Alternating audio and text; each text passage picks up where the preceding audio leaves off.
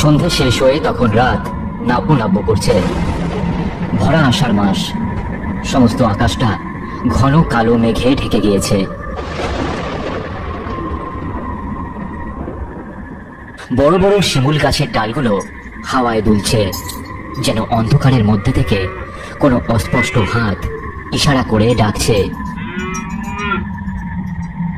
সেই নিস্তব্ধ গ্রাম্য পথ ধরেই একা একা মামাবাড়ি যাচ্ছে বিলু। যে কোনো সময় আকাশ ভেঙে বৃষ্টি নামবে, তাই বিলু চলছে বেশ জোরে জোরে সাইকেল চালিয়ে।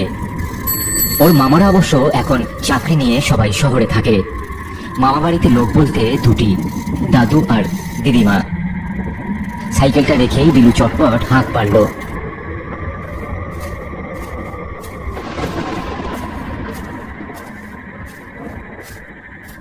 দাদু, ও দাদু, দাদু, ও দিদিমা। বিলুর ডাক শুনে ওর দাদু সুকুমার বাবু বেরিয়ে এলেন। বিলু, এলি বাবা, আয় আয়, ঘরে আয়, ঘরে আয়। এত দেরি করলি কেন দাদু ভাই? তোর দিদিমা কখন থেকে গরম গরম খিচুড়ি আর ইলিশ মাছ ভেজে রেখেছে তোর জন্য। তাড়াতাড়ি হাত মুখ ধুয়ে নে, আমরা দুজনে পাত পেরে খেতে বসি। এরপর দাদু আর নাতি একসঙ্গে পাত পেরে খেতে বসে। এদিকে বাইরে তখন অঝোরধারে বৃষ্টি শুরু হয়েছে। বিলু সেদিকে তাকিয়ে বলে ওঠে, ও দিদার হাতের গরম গরম খিচুড়ি আর ইলিশ মাছ ভাজা, আর সঙ্গে ঝমঝমিয়ে বৃষ্টি, আর কি চাই বলো? দাদু, একটা একটা গল্প বলো না গো। একটা ভূতের গল্প শুনতে খুব ইচ্ছে হচ্ছে। কতদিন তোমার মুখে গল্প শুনি না। সুকুমার বাবু বাইরের অন্ধকারের দিকে তাকিয়ে রইলেন, তারপর বললেন, গল্প? আচ্ছা, তোকে আজ একখান ভয়ঙ্কর ভূতের গল্প শোনাবো। এই গল্পতে আমিও আছি। এটা একটা ঘাউলের গল্প। ঘাউল? ঘাউল কি দাদু? সেটা সেটা জানতে হলে তো দাদু ভাই তোমাকে পুরো গল্পটা শুনতে হবে আগে। এই বলে সুকুমার বাবু গল্প বলতে শুরু করলেন।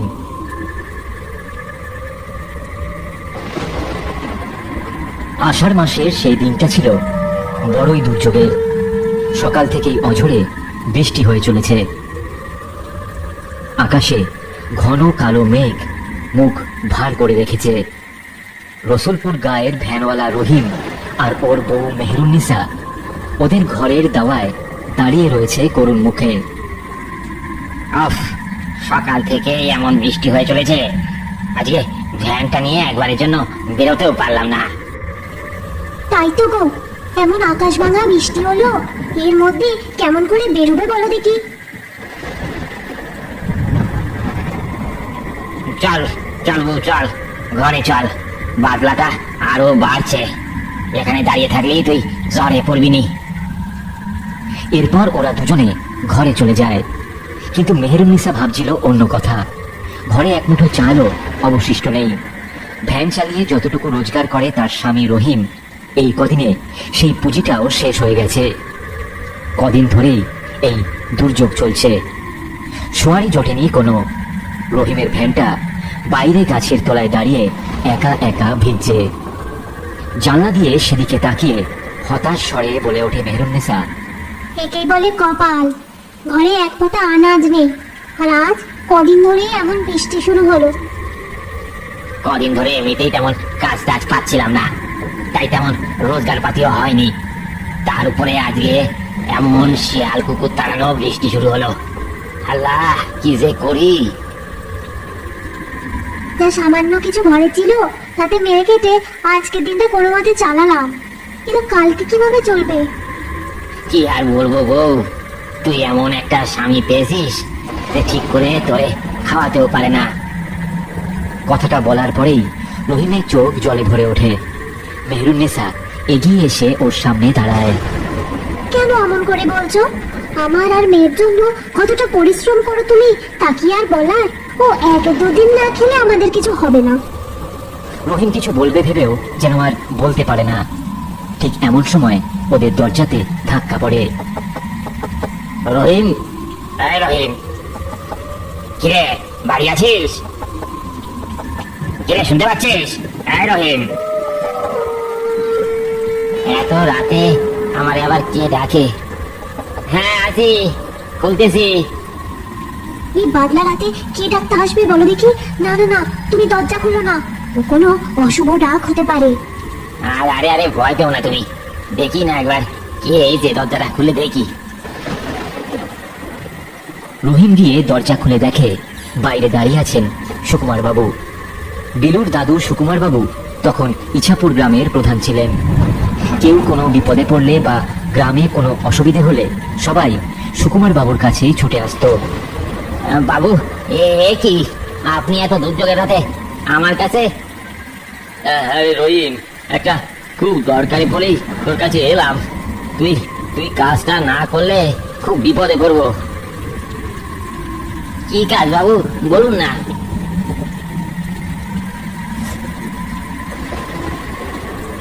হ্যাঁ, মন দিয়ে শোন, কি করতে হবে শোন, আমি বলি।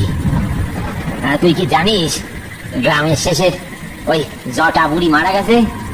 তাই নাকি বাবু? জটা বুড়ি কবে মরলো? এই বলেই রহিম কিছুটা আনমনা হয়ে যায়। ওর নিজের চোখে দেখা একটা ঘটনা ওর চোখের সামনে ভেসে ওঠে। গ্রামের শেষে একটা কুড়ে ঘরে একাই থাকতো জটা বুড়ি, কিন্তু সবাই জানতো ও কোনো সাধারণ বুড়ি ছিল না। ভূত প্রেত নিয়ে চর্চা করতো সারাদিন, তাই ওর বাড়ির পাশ দিয়ে খুব দরকার না পড়লে কেউ সচরাচর যাতায়াত করতো না। সেদিন রহিম পাশের গ্রামে ভ্যান নিয়ে গেছিল কিছু বেশি টাকা রোজগারের আশায়, কিন্তু কাজ ছেড়ে ফিরতে ফিরতে অনেকটাই রাত হয়ে যায় ওর। আজ বড্ড দেরি হয়ে গেল। আজ ওই গ্রামের শেষের জঙ্গলি মেঠো পথ দিয়েই যেতে হবে, আর কোনো উপায় নেই। এই ভেবে রহিম সেই মেঠো জঙ্গলি পথ ধরেই এগোতে থাকে। কিছুক্ষণ চলার পর যখন রহিম ওই জটা বুড়ির বাড়ির পাশ দিয়ে ভ্যানটা নিয়ে এগিয়ে যাচ্ছিল, তখন হঠাৎ ওর চোখে পড়ে একটা ভয়ঙ্কর চেহারা যেন ঘরের ভিতর ঢুকে গেল। এমনকি ও এটাও দেখে যেন কেউ জানলার কাছে দাঁড়িয়ে ওর দিকে মুখ করে তাকিয়ে আছে। টকটকে লাল দুটো চোখ যেন ওকে গিলে খেতে চাইছে। সে এক ভয়ঙ্কর চেহারা। রহিম তখন ওর ভ্যানের প্যাডেলে জোরে জোরে চাপ দিয়ে তাড়াতাড়ি সেখান থেকে বেরিয়ে আসে, কিন্তু বারবার ওর মনে হয় কে যেন ওর ভ্যানের পেছনে বসে আছে। ভয় তখনও আর ভ্যানের পিছনে তাকাতে পারেনি। একদম বাড়ি ফিরে এসে ভয়ে ভয়ে ভ্যানের পিছনে তাকিয়ে আর কাউকে সেদিন দেখতে পায়নি রহিম।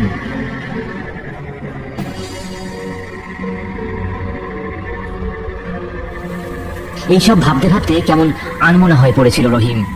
হঠাৎ সুকুমার বাবুর ডাকে ওর আবার হুঁশ ফিরে আসে। এই রহিম, শুনছিস? এই, কি ভাবছিস? শোন যা বলছিলাম।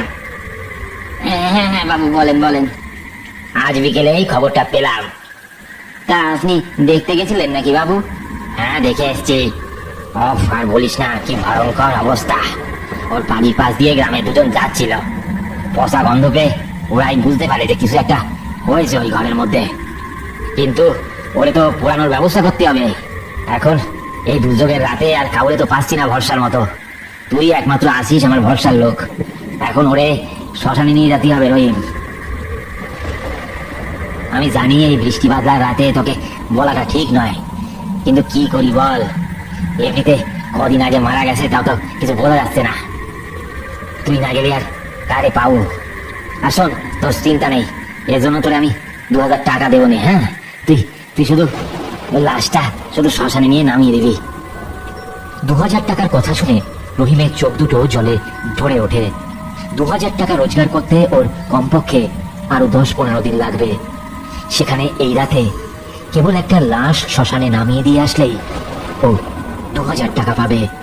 ও আর দ্বিতীয়টি ভাবে না, তাড়াতাড়ি করে সম্মতি জানিয়ে দেয় সুকুমার বাবুকে। হ্যাঁ বাবু, হ্যাঁ, আমি পারবো নি। আমি এখনই যাচ্ছি, আপনি কোনো চিন্তা করবেন না। এজন্যই বলে ভরসার লোক। তুই মানে বাঁচালি। আর শোন, এই নে 1000 টাকা তুই আগাম রাখ। তুই শুধু লাশটা নিয়ে গিয়ে ওই শ্মশানে নামিয়ে দিবি। ওখানে ওখানে আমার লোক থাকবে, কোনো অসুবিধা হবে না। কিরে, পারবি তো বল? হ্যাঁ হ্যাঁ বাবু, পারবানি, কোনো অসুবিধা নাই। আচ্ছা তাহলে ঠিক আছে, আমি চললাম। তুই তাহলে এখনই এখনই জটাবুড়ির বাড়ির দিকে যা, রওনা দে। বৃষ্টি বাদলা আবার বেড়ে যাবে না কখন। তা বাবু আপনি যাবেন না?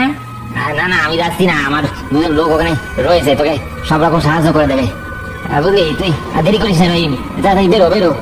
আমি তাহলে আসি এখন, চললাম, তুই চলে যাস, সাবধান মতো যাস। এই বলে সুকুমার বাবু রহিমের বাড়ি থেকে বেরিয়ে যান। মেহেরুন্নিসা সব কথাই ঘরের ভেতর থেকে শুনছিল। সুকুমার বাবু চলে যাওয়ার পর মেহেরুন্নিসা রহিমকে বলে, তুমি কি পাগল হলে নাকি? সবাই বলে ওই বুড়ি আত্মা ডাকতো, এমনকি অনেকে ওকে কাঁচা মাংস খেতেও দেখেছে। আর এমন বৃষ্টির রাতে ওই বুড়ির মরা লাশ নিয়ে শ্মশানে যাবে? হ্যাঁ, দরকার নেই গো, আমাদের ঠিক কষ্ট করে চলে যাবে। আরে না না বউ, তাই হয় নাকি? আমি আগাম টাকা নিয়ে নিয়েছি, আর একটা শুধু লাশ শ্মশানে নামিয়ে দিয়েই চলে আসবো, সেখানে 2,000 টাকা পাওয়া যাবে। সেই সুযোগ কি করে ছাড়ি বলো? আচ্ছা, আর দেরি করা যাবে না বুঝলে, আমি এখন যাই, নইলে ঢের দেরি হয়ে যাবে ফিরতে। রহিম ওর বউকে বিদায় জানিয়ে ভ্যান নিয়ে বেরিয়ে পড়ে জটা বুড়ির বাড়ির দিকে। মেহেরুন্নিসা দরজার চৌকাঠে দাঁড়িয়ে রহিমের চলে যাওয়ার দিকে তত সময় তাকিয়ে থাকে যতক্ষণ না ও অন্ধকারে মিলিয়ে যাচ্ছে।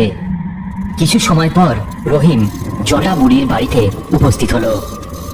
এখানে অন্ধকার যেন আরো বেশি। ভ্যান রেখে ও ধীরে ধীরে জটা বুড়ির ঘরে ঢোকে। ঘরে ঢুকতেই গা গুলিয়ে ওঠে রহিমের, কি ভীষণ পচা গন্ধ বেরোচ্ছে। ঘরের এক কোণে চোখ খোলা অবস্থায় পড়ে আছে জটা বুড়ির লাশ। লাশ থেকে গন্ধ বেরোচ্ছে প্রচন্ড, বোঝাই যাচ্ছে অন্তত 2-4 দিন আগে মরেছে বুড়ি। ঘরের এদিকে ওদিকে ছড়িয়ে আছে অদ্ভুত সব জিনিস, পোড়া কাঠ, মাথার খুলি, পাখির কালো পালক, ভাঙা সরা, আরো কত রকম কি।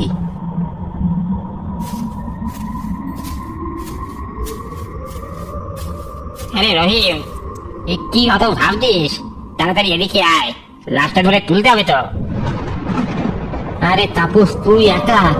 সুকুমার বাবু যে বললেন 2 জন থাকবে। এই রাতে কে আসবে এখানে?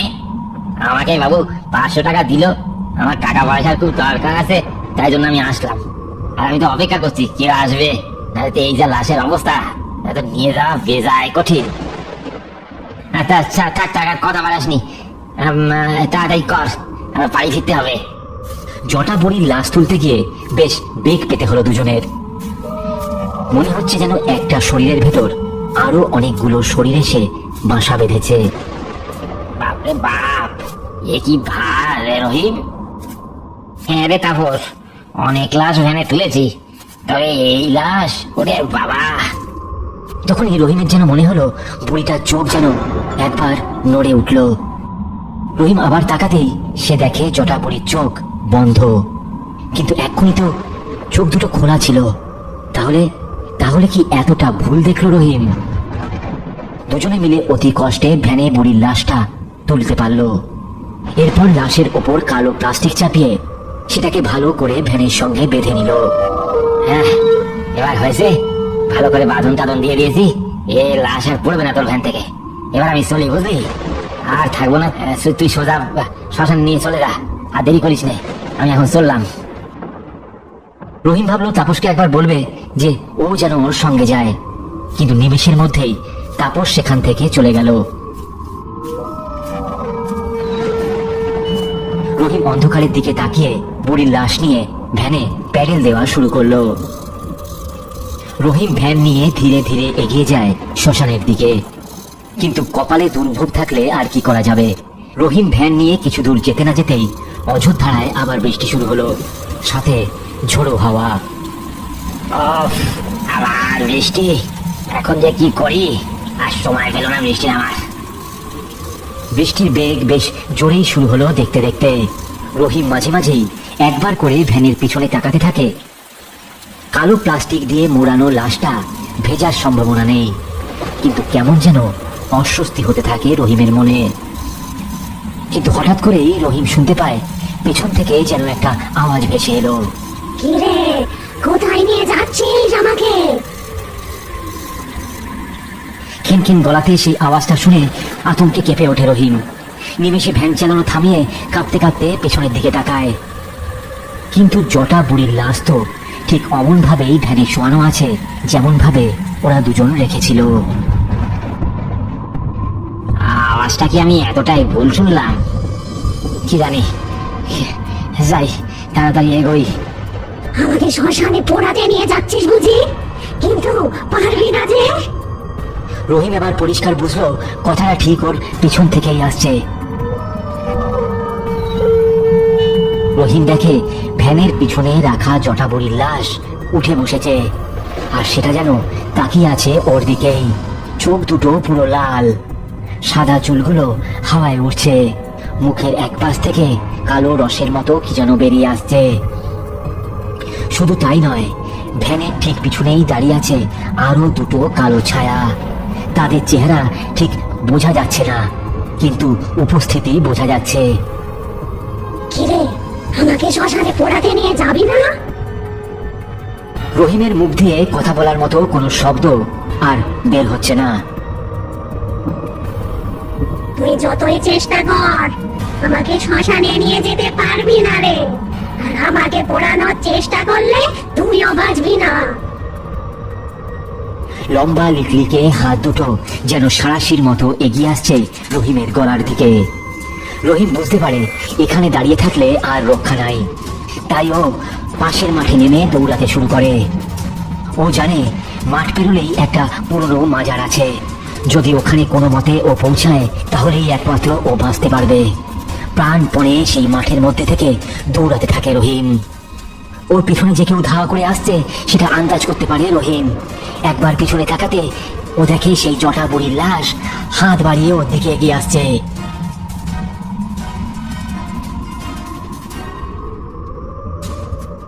কোনো মতে দৌড়াতে দৌড়াতে রহিম সেই মাজারে পৌঁছায়। মাজারের দরজা খোলা, দরজা ঠেলে ভেতরে ঢুকেই দরজা বন্ধ করে দেয় রহিম।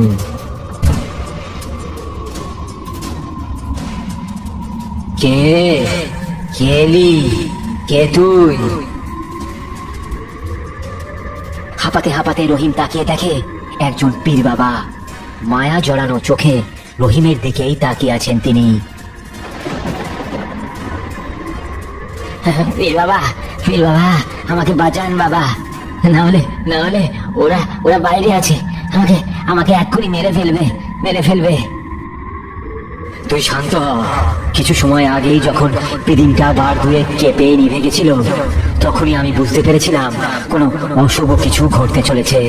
ঠিক কি হয়েছে আমাকে খুলে বলতো। রহিম এরপর এক নিঃশ্বাসে ওর সঙ্গে ঘটা সব কথা পীর বাবাকে জানায়। দাঁড়া আমি দেখছি, দাঁড়া। পীর বাবা রহিমের সব কথা শুনে দরজার দিকে এগিয়ে যান। না বাবা, আপনি এই দরজা খুলবেন না, ওরা আমাকে ছাড়বে না। তুই যখন আল্লাহর ঘরে এসেছিস তখন কেউ তোর কোনো ক্ষতি করতে পারবে না, তুই শান্ত হ। এই বলে দরজা খোলেন পীর বাবা। রহিম ওর পিছনে দাঁড়িয়ে। দরজা খুলতেই দেখা যায় দরগা থেকে কিছুটা দূরে দাঁড়িয়ে সেই ভয়ঙ্কর দেখতে লাশ আর সেই কালো চেহারাগুলো। ওরা যেন চাইছে দরগার ভিতর আসার, কিন্তু কোনো অদৃশ্য শক্তি ওদের বারবার আটকে দিচ্ছে।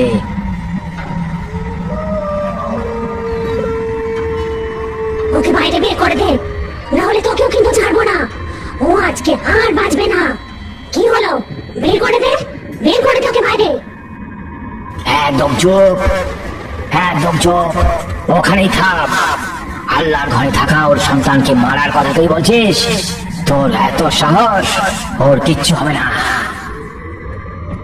এই বলেই দরজা বন্ধ করে দেন পীর বাবা। বাইরে তখনও বিকট আওয়াজ চিৎকার করে চলেছে। তুই জানিস ওটাকে? ওটা জটা বুড়ি বাবা, আমাদের গ্রামের শেষে থাকতো, কিন্তু এমন যে কি করে হলো ঠিক বুঝতে পারছি না।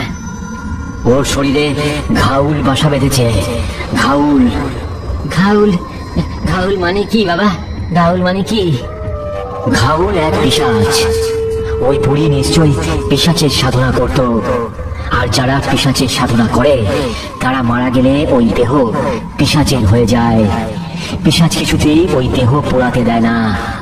আর পিছনে যে কালো ছায়া দেখছিস, ওরাও পিশাচ, তবে ওরা ঘাউলের মতো অত শক্তিশালী না। তাহলে তাহলে গ্রামের সবাই ঠিকই বলতো, আর আমিও আন্দাজ করেছিলাম ওই ওই বুড়ি, ওই জটা বুড়ি আত্মাদের ডাকতো। কিন্তু কিন্তু বাবা, ও ও আমাকে মারতে চাইছে কেন? আমি তো ওর কোনো ক্ষতি করিনি। না, তুই ওর কোনো ক্ষতি করিসনি, কিন্তু যেহেতু তুই ওকে পোড়াতে নিয়ে যাচ্ছিস, তাই তাই তোকে ও ছাড়তে চাইছে না। তাহলে তাহলে তাহলে কি হবে বাবা? আমি আমি কি আর বাঁচবো না? কে বলেছে তুই বাঁচবি না? তুই আল্লাহর দরগায় এসেছিস, কেউ তোর কোনো ক্ষতি করতে পারবে না। তোর কোনো ভয় নেই, আমি সব ব্যবস্থা করছি। তবে আজ রাতটা তুই এখানেই থাক, কাল সকাল হলে ফিরবি। দরজার বাইরে তখন আর কোনো আওয়াজ আসছে না। কিছু সময় পর রহিম দরগার ভিতরেই ঘুমিয়ে পড়ে।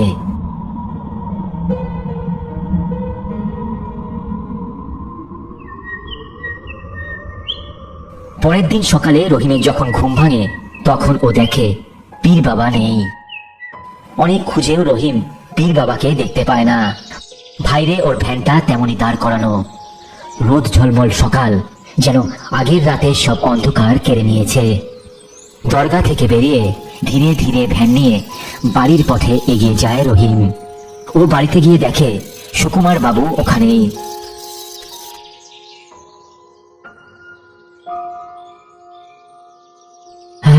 হ্যাঁ যে রহিম, এসেছিস? এত দেরি করলি? আমরা খুব চিন্তা করছিলাম।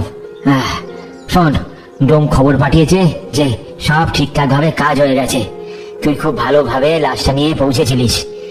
তোকে টাকা দেওয়ার জন্য বসে আছি, এই নে তোর বাকি টাকা। পুরানোর কাজও সব হয়ে গেছে। সত্যি রহিম, তুই না থাকলে যে কি হতো। খুব ভালো কাজ করেছিস। রহিমের কানে যেন কোনো কথাই তখন ঠিক মতো ঢুকছে না। ও তো সারা রাত দরগার ভিতরেই ছিল। তাহলে লাশ নিয়ে শ্মশানের ডোমের কাছে কে গেছিল? আর পীর বাবাকে আর সকালে খুঁজে পাওয়া গেল না কেন?